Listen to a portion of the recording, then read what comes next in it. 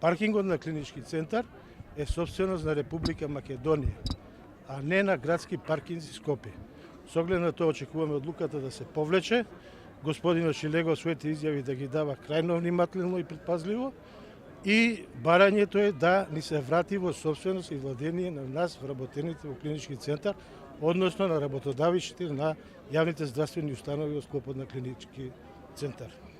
Ништо не е инвестирано значи од страна на градски паркинзи за сите овие поминати години, колку што не стопанисуваат, и она што нас не воли во конкретниот случај е што треба да се обезбеди значи инфраструктура каде вработените да доаѓаат на работа, каде да ги паркираат собствените возила и на крајот на криштата за услугата која што плаќаат треба да добијат соодветно паркинг место.